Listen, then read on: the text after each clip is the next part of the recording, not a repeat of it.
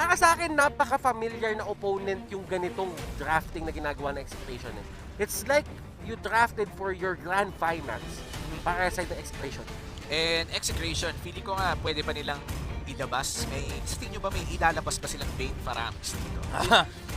pag nag-first Selena sila pa. Hindi. Mukhang ilalabas nila ang Johead. Magkakaroon ba ng seminar dito si Chakno kung paano mag-Johead? And Execration, they definitely go for aggressive playstyle. And ito, napaka-aggressive ni Johead, especially if early game ang usapan. Kanina nga lang do, Midnight, Evos SG, they got the Johead pero hindi tayo nakikita ng aggressive rotations. From Evos SG, they used that of Johead a little bit defensively at talagang nag-go lang sila for skirmishes on actual big fights. Well, again, that's the problem of facing a Grok as a Jawhead. You can't literally make any offensive moves without a flicker. Kasi yun lang yung option mo na mag-flicker, kaya hanapin mo yung target sa likod ni Grok, then try to take down that target. Kasi nga, ang ginagawa ng Chakno is parang dito. Now, I like the Jawhead first pick from Execration. This is them understanding that Evos, SG, or Singapore in general doesn't really pick the Selena on the first two picks. Lagi nilang tinatthird pick si Selena or banned on the second phase. So they opted to go for the Jawhead para makuha nila yung maximized zero pool with Chakno, and they let go of the Granger Benedetta para makuha nila yung Selena. So this is overall good understanding from Execration as to how Singapore likes playing with the two picks on the red side. This is quite scary for the side of Execration. This is the tempo setting heroes na hinahanap ng Execration. If they ever command yung rhythm nga, katulad sinabi natin, if they want to be aggressive, they can. But right now, hero stats ni Harith, it's a 100%. Okay na. Pwede na. Pwede na. Anong pwede na? Hindi ko nakita. 100% win rate si Harith. Nako, syempre, 1 game pa lang, pero 100%. 4 games. 4 games na ba? 4 games. So much for na. Ayaw nga pala, sorry. Akala ko for this match lang, pero yeah, 100% win rate on this Harith plus a Selena pick from Etomax. So nabanggit ni Butters dito na merong tempo control ang Evos SG. But for Execration, feeling ko yung tempo control nila may skill shot lang. Kumbaga pag kumagat ang kanilang Abyssal Arrow o kumagat yung eject sa tamang target, mabibreak nila yung tempo na meron ang Evos SG. But I love this Popol and Koopa pick. Talagang gusto nilang tapatan ang ibibigay ng Selena. And Popol and Koopa, Evos SG, that is going to be their pick. And Execration, Lunox naman na kanila tinanggal. Well, for Evos SG, tinanggal nila yung Lord na pwedeng gamitin ni Kel VJ. Actually, I like the Popper and Koopa pickup from Evos SG. There's no Farsa potential anymore as they already saw Selena and Harith. Now you have to take out the Lancelot of LVJ. Even if it's not the best assassin that Execration has played, it's really good against the lineup of Evos SG. Yung Popper and Koopa, Benedetta, and Granger, napakahirap labanan ng Lancelot if you have these three heroes. Unless they're willing to let go of the Lancelot and pick up something on the sideline, like for example, the Parats. Para lang may ma-maximize nila yung fact na pwede kasing i-pick ni Execration yung Selena tsaka Lancelot. So most likely parang, alam mo, tinetelegraph lang ni Evos SG. Okay, maglalan Selena si Exe, ang ganda ng first pick Barat sa atin sa second phase. Yeah, and they ban out the Pakito. Ibig sabihin, inopen nila yung sinasabi mong Lancelot and Execration. They ban out the Farsa, even if it's more of a reactive. Kumbaga, ayaw nilang may kalaban na Farsa on Evos SG side. Now, they have actually ang daming options ng Execration dito ngayon against Evos SG. The Selena against the Popol and Koopa alone would be a battle of information. But apart from that, the tempo could easily switch between two teams. The early damage coming in from Granger and Benedetta versus yung early potential na tumama yung mga skill shots nito ni Selena to the follow-up of the Jawhead. Again, Execration versus Evos SG, based on the first 3 picks alone, talagang magiging ito, ano yung term nyo doon? Yung pag sobrang ma-action nyo? Bakbakan? O balagbagan? Action Jackson. Madami! Hinahanap ko yung term eh. Kasi merong Action Jackson eh. Oh, marami. Ayan na yung Okay, Lance. I like it. Lance and Uranus, ang last pick ng Execration. Last 2 picks rather. Evos SG. They go for Rafaela, which means there is a probability na kumuha na sila ng tank side laner. Kasi nga medyo kulang yung kanilang tanking potential. There's two ways to go about this for Evos SG. Tama yung sinabi ni Batis kanina, tank, semi-tank actually, like the heroes of Yuzong, Babarats. Pero one thing that they could go for is they can flex the Benedetta XP lane and they can actually go for a Hayabusa gold lane. Wow, that is gonna be a big turn for Evos SG if ever. But I want to point out the Rafaela pick. I like this Rafaela pick mainly because it answers a lot of the... Oh wow, they're actually gonna flex the Benedetta, but they're not gonna go for a gold lane Hayabusa. They're gonna go for the Alice instead in the gold lane. Panapat dito kay Kendra. It is a great catch. Madali siyang makapag-zone out ng mga tao sa sarili nilang mga comfort zone, specifically yung mga Zaman Force. And this is going to be interesting. Evos SG, are they gonna take us to a game number 3? But right now, we will introduce the players with their heroes. At kung hindi tayo papasok sa Land of Dawn, yung bilog na naman ay lalabas anytime soon. Nasaan yung sound effect? Hindi nyo naman ginawa eh. Ba't yung sa akin inaasa lahat? Ay, pasensya na kapatid. Papasok na tayo sa ating game number 2. Ano yan? Ako na play-by-play, ako pa sound effects? Siyempre. Siyempre, kaya ka nga. Alam mo, dagdag bayad yun. Dagdag 500 per game. 500 per sound Okay. effect. Pero mamaya na tayo mag sound effects. Let's head out to the Celestial Palace for game number 2, na Evos SG versus Execration. And at I think this is standard rotations coming in for the side of Evos SG. Medyo gusto lang nilang maging safe, kumbaga. Tinitikitan na nila si Granger. Alam nila kung ano nangyari in game 1. Yeah, you know what? Honestly, I would have preferred the Esmeralda pick for Evos SG over the Alice. Kasi gets ko yun, gets ko yung idea. You're against Uranus, pero you're also against a Harem. Medyo losing match na kagad yun for Evos SG. Esmeralda was the perfect pick if they want to go that route, no? Yung mage side lane na kaya lumaban against Execration. But then again, what Alice provides for Evos SG is the constant lane pressure and the mobility factor of the hero. Something that is really important against the likes of Selena's, Lancelot, even against the Johan. And Evos SG right now, girl, mukhang babagsak pero very low HP lang pala. Good thing there's a Purify doon just to bail himself out. Pero kasi ang papansin mo dito for Evos SG, dalawang Purify na nila ang down. And this is gonna be big for Execration dahil ang first turtle natin ay magsuspawn ng 35 seconds from now at medyo malayo pa ang cooldown ng Purifies na yun. It's gonna be a big advantage for Execration. Kendra, confidence showing already with that TP. Binabawian nung kaninong game 1, pinatay mo ako. Ngayon lugi ka sa akin sa matchup, takot ka sa akin. Pero alam mo, focusing on Evos SG a bit more dito, Soul, he is one mean Benedetta player. Isa to sa mga favorite heroes niya, ginamit niya to halos dati. But Soul will just try to get away. Ayaw niya makipagsuntukan. Medyo mas mahaba kasi yung espada ni KillVJ ngayon. Medyo mas masakit. Level 4 na rin ang Lancelot na yun against a level 3 Benedetta. So medyo egol talaga. They don't want to go for that fight. Pero Turtle, bilis bumagsak. Mabilis talaga bumagsak, men. Pero yun, hindi mabilis ang Hindi mabilis. Well, mabilis. Mabilis yung sa sobrang bilis nga, akala mo hindi na mabilis. Oo. Sa sobrang bilis, akala ko hindi na mabilis. Tama yan. But, kill BJ. Nakuha niya yung turtle, pero hindi natin nakikita yung sa baba. So, isipin nyo na lang, siya yung nakakuha niya. Oo nga. And that gives Execration a big gold lead, at least for the early game. First Blood plus Turtle, that's an immediate 800 gold lead para sa Execration. Ano kayong gagawin nila dito sa tempo na sila yung nag-start? Kumbaga sila yung naglapag ng unang paa sa sayaw na mangyayari in this game. And tignan mo yung pwesto dito na Execration, doon sa mapa ng Evos SG, masyado silang tapak dito sa may mismong gitna na ng Tier 2 at Tier 3 turrets.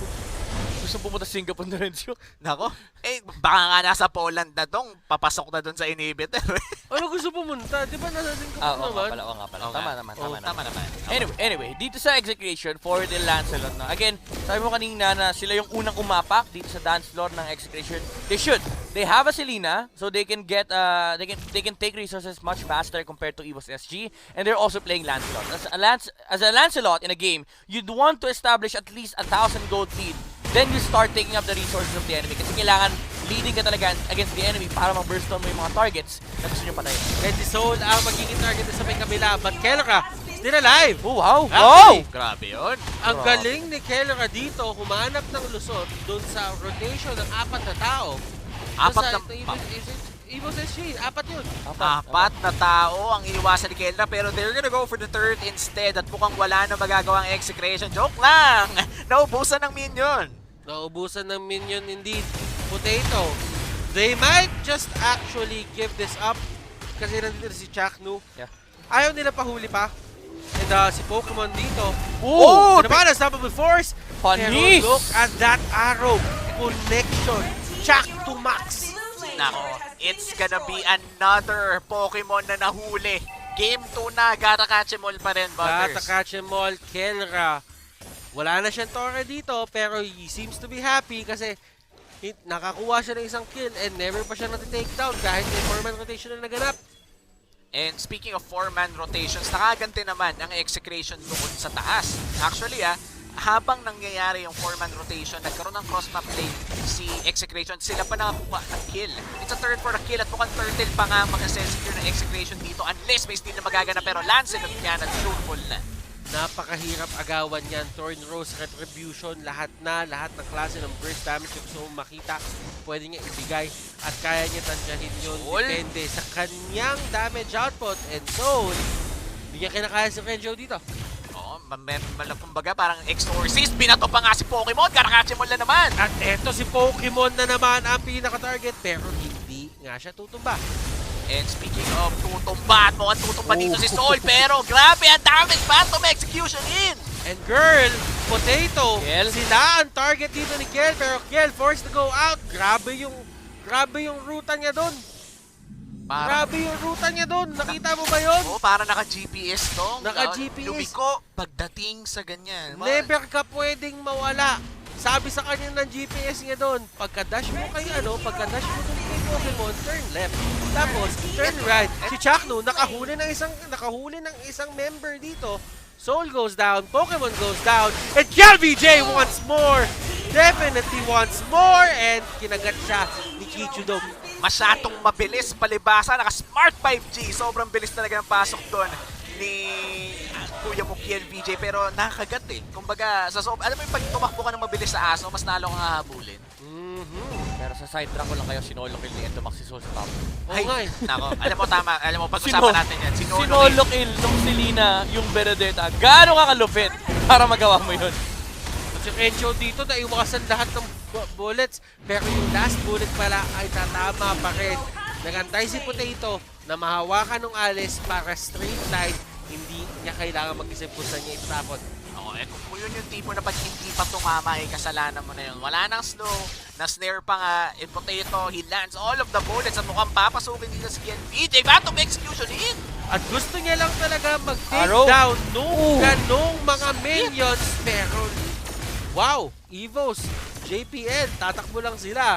And it seems to me na mas magiging maganda para sa kanila yung pag-take down ng turrets at pag-control ng mapa. Yeah, again, bumabalik tayo sa signature playstyle ni Evos SG, yung constant pressure sa objectives. And this is where you start seeing the benefits of having an Alice. Kahit hindi ganun kaganda yung start niya sa laning stage, the presence, no, yung threat, na kapag nag-objective sila, may isang hero na pwedeng biglaang pumasok against Execration. And Chaknu going in, ladies and gentlemen. At Oh, no. sa dami Wow! niya. And Kelra, Zaman Force, hinahabol si Potato, and Potato can get out. Si JPL ang pinaka-next target para sa kanila, and Chaknu, yung hinahabol kanina, siya na ang nahahabol pabalik. At tatakas na sila doon, keeping the casualties low. Nawala man sa kanila si Etomax, pero nakuha. Isa pa! Pero sinamahan mo pa ng isa. Makulit, pumasok pa ulit at binigyan ng Execration. And Execration akala mo malapit nang bumagsak si Chakno, pero hindi siya bumagsak ng walang ganti. Flicker out, binalibag sa buong tropa. Pokemon na naman! At dami sana pwedeng puntahan ni Pokemon doon. Kaso hinarangan lahat ni Etomax. Nako. And Execration, they definitely control the tempo right now. 3K gold lead and a 7 kill lead as well for Execration. At lahat-hata ng turtle sa kanila din napunta. Yeah, honestly, this is something that you would expect on the side of Execration whenever they get Joyd and Selena. And gusto ko yung item build-up ni Renzo, yung Brute Force breastplate first item.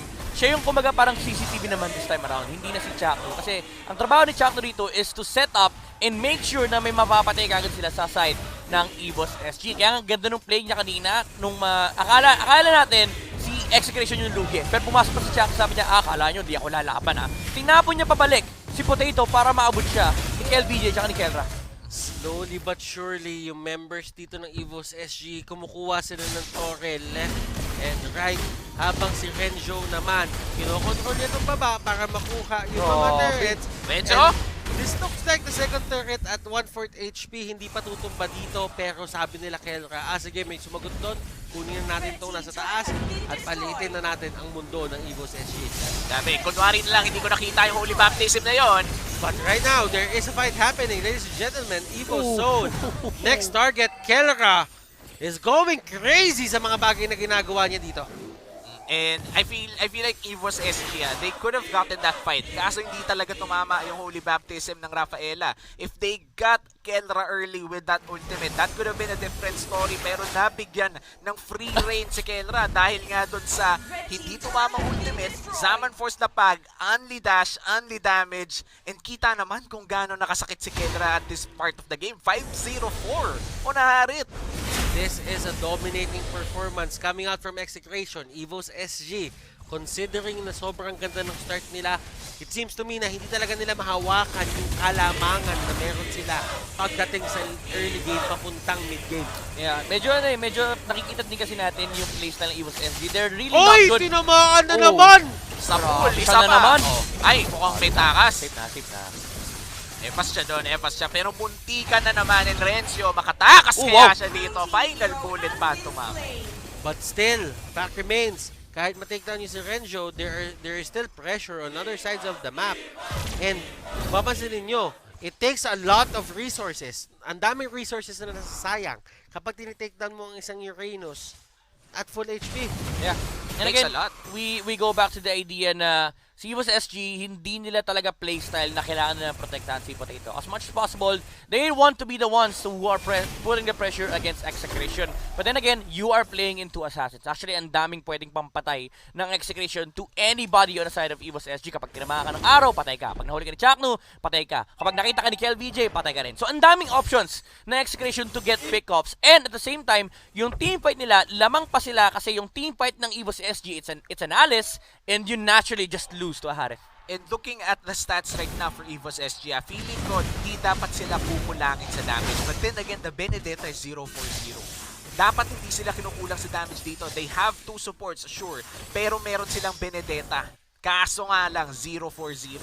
The moment na hindi magkaroon ng maraming items or at least 2 items on time ang isang Benedetta, medyo kukulangin talaga ang damage. Even when you land the Alecto final blow.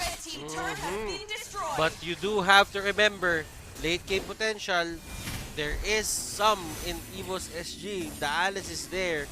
Considering pa na talagang kailangan pang i-set up or kailangan pa talagang patagalin yung laro para sa kanila ngayon. But for the side of Execration, they do have the Harith. Meron pa silang KLVJ dito at Etomax na kayang mag-pick up ng kahit sino at certain moments, and si Chaktu pwede pa siya maghain ng kills para sa teammates niya. Despite being dangerous for Execration, they will be securing this Lord. Pero konti na lang That could have been a 3v5 or a 3v4 for Evos SG pero hindi nila kinuha. They didn't risk it. Yeah, things will about to become worse for Evos SG. Na-pick up na yung Divine Glaive kay Kelrad. That Harith, yung damage output itong taong to, it's gonna hurt a lot on the side of Evos SG. So, tumatakbo, tinatakbuhan niya talaga at yung Evos SG, hindi na sila lumalayo doon sa kanilang base. Alam nila na sobrang daming pick-off potential na meron niya yung Execration na isang maling tapak nyo lang, literal, kaya kayo pasabugin. And Renzo gets out, pero nahuli sa likod si Potato at hindi ganun katagal yung pagkaka-disable sa kanya. Kenra, ayan, nakagante ng isa. Bagsak dito si Alice at mukhang Torre ang susunod nila. And that's a 1-4-1. Araw? Wala namang nangyayari. Wala namang pala. Wala ka lang. Wala namang nangyayari. Practice na. Oh, kinagat lang. Konting pagpasarap. And as you can see, there is a Lord going for the turret doon sa may taas. And unti-unting nawawalan dito ng space ang side of Evos SG at tumama na naman kay Soul. Pero Soul is much more ready sa mga ganyang areas. Kumbaga parang may arrow to the heart, laging may arrow to the stomach naman sa ating game. Grabe si Ito. Sobrang lalim naman. Sobrang lalim. imagine mo dong sobrang lalim ng abyssal arrow, lumulusot na sa puso, diretsong kaluluwa na. Ganong asintado si Eto Max. Execration, they are just lurking the area. Kumbaga, ito yung pinakalamang nila para sa akin eh. Like, meron din naman ganito inside the Evos SG. Pero I feel for Execration, yung freedom na meron sila sa mapa ngayon, parang ang dali maglagay ng abyssal trap. Para talaga makita yung mga tao sa paligid, pero si Chaco yung pinakalikod. And they're just gonna back off. Ayaw nila mag-engage. Disengage lang sila. I mean, at this point, Execration, they're just looking to get all the resources on the side of Evos SG. Kapag may tinama ng araw, we go for it. Kapag may lumabas at natala na ng Chaco, we go for it. Pokemon! Naku po, meron siyang truncheon dito, pero this might be a disaster for Evos SG. Na pumapasok. Yung pana hindi tatama pero walang silang pakialam doon. Rencho and the others, they go in. Binato pa ni Chaco si Rencho palabas para safe siya. 2 members on the side of Evos SG down. Rencho and the others, andito sila sa area, and si Selena nasa labas. Bato na siya ng bato ng pana at hindi na naman tatama, pero those are good arrows kasi laging nazozone out, laging na-isolate yung ibang members ito. The side ng Evos SG at eto na si KLBJ going in! Phantom Execution! Tumama sa karamihan! And that is going to be it. Walang buhay dito para sa side ng Evos SG and Execration. They take the series with a 2-0. Malinis na malinis, gentlemen. Malinis ang Pilipinas ngayon, mga kapatid. 2-0 din kanina. 2-0 din.